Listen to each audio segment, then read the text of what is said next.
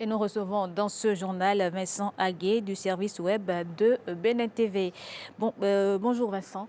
Bonjour Estelle. Merci d'être avec nous sur ce plateau. Alors, la campagne est officiellement ouverte depuis hier. Sur le terrain numérique, on voit émerger des influenceurs, des médias citoyens. Dites-nous comment leur contenu sur TikTok, Facebook ou WhatsApp se distingue-t-il de ce que font les médias traditionnels? Alors déjà, il faut savoir que les contenus des influenceurs et tous ces acteurs qui agissent sur le web ne sont pas des contenus médiatiques. Ils sont dans un terrain qui est un peu concurrent à celui des médias, mais dont on ne peut pas se passer aujourd'hui. Parce que l'espace politique n'est pas seulement aujourd'hui physique, il est aussi virtuel. Et ces acteurs sont ceux qui animent en grande partie le terrain numérique en matière de politique. Donc, leur contenu se distingue du contenu des médias de plusieurs manières. La première forme, c'est que le contenu de l'influenceur est forcément un contenu partisan. Là où le média a l'obligation de neutralité et de rendre compte, ou peut-être de faire de l'analyse, l'influenceur, il prend position, il appelle même à l'action.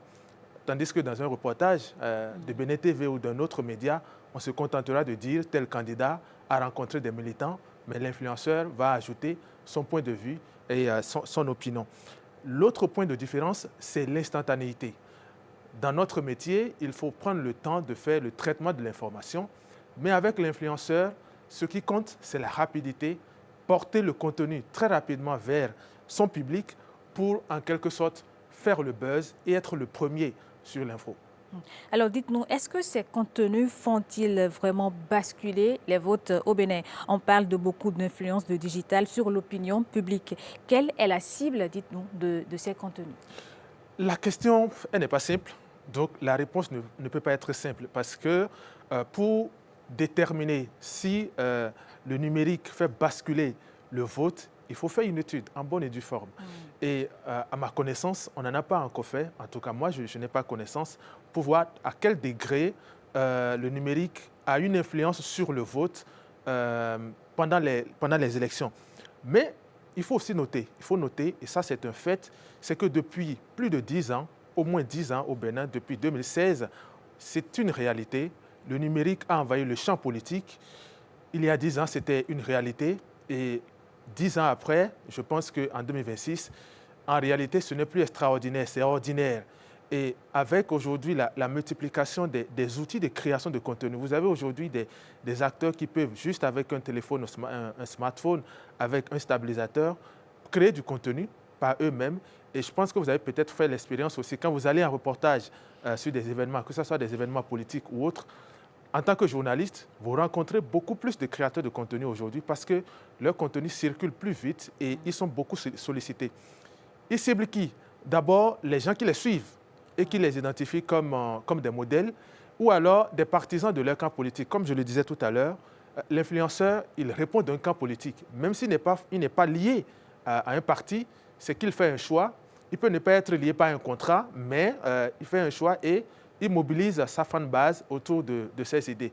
Et c'est là aussi qu'il y a un peu de risque parce que quand on prêche pour sa paroisse en direction des gens qui croient en nous, peut-être que le message peut ne pas aller vers d'autres personnes qui pensent le contraire.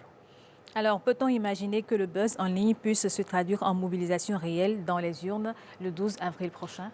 C'est un enjeu. C'est un enjeu. Il y a de ces créateurs qui appellent directement au vote parce qu'effectivement, c'est un devoir citoyen d'appeler les concitoyens, les compatriotes à faire le geste, à voter à l'occasion de la présidentielle.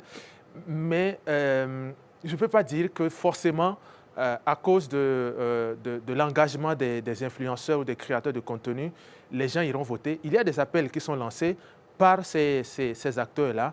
Il faut que cela s'intensifie pour qu'on puisse voir quel effet ça peut avoir dans les urnes. Mais ce qui est clair, c'est que vous avez une foule de jeunes, des gens, qui découvrent, disons, la compétition politique avec les réseaux sociaux aujourd'hui. Peut-être que cette cible peut être amenée à voter juste parce que voilà, des influenceurs les ont appelés à aller voter. Il faut aussi souligner, c'est très important de le dire, les jeunes qui sont connectés ont aussi des gens, soit des parents, et par la suite, c'est que les contenus publiés sur les réseaux sociaux circulent aussi et peuvent alimenter des discussions dans les groupes ou à la maison auprès de gens même qui ne sont pas connectés. Donc, quelque part, je pense que ça peut avoir un effet, mais cela reste à démontrer. Alors Vincent, il faut rappeler que la Sénat tire la sonnette d'alarme lors du lancement de la campagne sur la montée des rumeurs et des discours de haine sur les réseaux. Comment gérer ce flot de contenu sur les réseaux? C'est une problématique qui est au cœur même du numérique et de la politique, de ce mariage entre numérique et politique, parce que la frontière entre la vérité et le mensonge, ou les rumeurs si vous voulez, elle n'existe pratiquement plus avec les réseaux sociaux. À l'aide des outils d'intelligence artificielle, on peut fabriquer de l'information, en tout cas fabriquer du contenu et le faire passer pour du vrai. Et dans le même temps, les gens peuvent douter de la vraie information en disant tout simplement que c'est une fabrication à base de l'IA. Et c'est là que la loi intervient. C'est là que la loi intervient. C'est vrai que le numérique est tel qu'il est utilisé, c'est un défi à la loi, mais la loi intervient, le Code du numérique réglemente l'espace numérique dans notre pays. Et je pense qu'avec la plupart des condamnations qu'il y a eu, et surtout de la sensibilisation émanant des associations et des institutions de l'État, les gens ont finalement intégré que l'espace numérique n'est pas un espace de non-droit et que même quand on a un engagement politique, quand on doit partager du contenu, il y a des règles, un minimum de règles à respecter. Ne pas mentir, juste restituer les faits tels qu'ils sont. Et donc la Sénat a eu raison de rappeler les dispositifs légaux qui encadrent l'action des citoyens dans l'espace numérique. Merci Vincent. C'est moi.